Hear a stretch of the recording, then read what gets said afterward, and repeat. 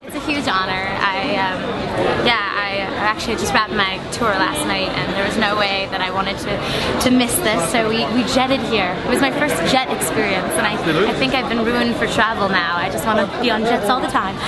It's wonderful to be here. It's with some people that I know from work, like Ezra and David Foster, Joanna Kearns, Martin Shorts. I mean, it's a wonderful little reunion that way, and it's a family reunion. I brought some family from LA, and my dad and sister will be here from Toronto. So, and it's just a wonderful reminder of where I've been and how kind this country and these audiences have been.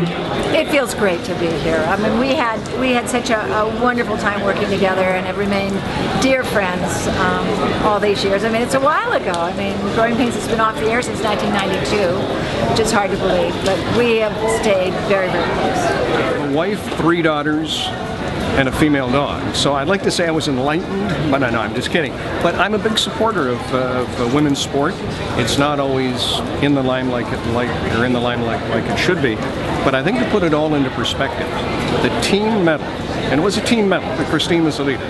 That's the first team medal for Canada. Think about this, at the Summer Olympics, going back to 1936 in Berlin, when the men's basketball team won a silver. So that puts it into perspective, and Christine is the leader. Vancouver changed our country. We're no longer afraid to stand up and say, hey, we're pretty good. When we feel we're wronged, we stand up. And after that controversial loss to the United States, in which she had 3 goals, she stood up and said, hey, this was wrong. We were robbed, but that's the way it goes. She was strong, but she was always classy, and I don't want to say polite, that's too Canadian, but no, Christine Sinclair deserves to be here, and I think it's great for the sport, not just women's soccer. I've had more men come up to me since London and say, I never watched soccer, but I watched that women's team and I'm inspired. So. I mean, so far it's just been incredible. I'm just truly honored and humbled that they selected me.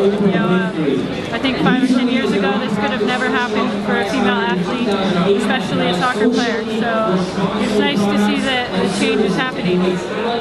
It's a tremendous honor to have Oscar on the Walk of Fame, on Canada's Walk of Fame, and especially this year. It's a very special year because it's the 15th anniversary, and also with the other inductees that he's being honored with this year. Terry Fox as another Cineplex Legends Award recipient, but also with Christine Sinclair and the Kielburgers, and it's just really a wonderful honor with this entire group of inductees. What a great class to be part of. For us, it says a lot about a country that Terry Fox is in the Walk of Fame. For us to even be in the same breath, in the same collection of people, is such an honor. It's an extraordinary honor to be here.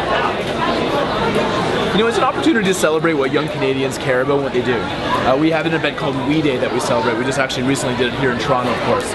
and we had 20,000 kids from 1,000 schools all to come together to celebrate service. And for us, you know, it's kind of like the Grey Cup of service. And Canada's known for so many things, Timbits and hockey and Grey Cups and all that kind of stuff, but now we're of course known for our compassion, but we haven't had a chance to celebrate that. Now we do. And these kids have helped to raise $37 million for 1,000 different organizations and do 10 million hours of community service hours. And we're really proud of them. The Fan Fest, and then the Film Festival, and then this.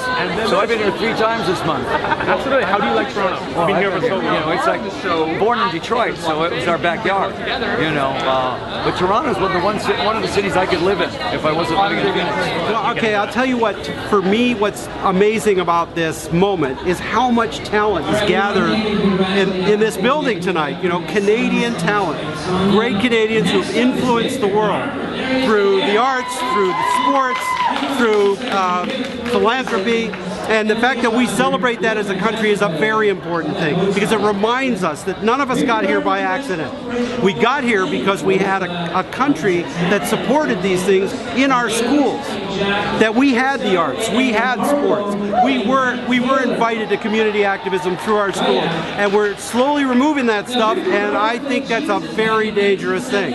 So what's great about Canada's Walk of Fame is everyone can be here if we support it. We as a country cannot afford to take these things out of our kids' schools. 12 years ago when I got my own Walk of Fame star, and it was thrilling then. It's just as thrilling now, except with no pressure. All I have to do is just help my friend Alan celebrate, and Alan's been a friend of mine for 40 plus years. We hit Los Angeles together, and here we are still rocking, man, as though it was yesterday. So it's a good feeling, and everybody should be really proud of Alan, because he's a real great Canadian treasure, and maybe even underestimated at some point. You know, it feels incomparably great. I mean, I just, you know, I don't quite know how to express it, because it's overwhelming, and I'm so proud to be in Canada, where I was born, and be acknowledged this way, and also to have my family, you know, be able to come to this, and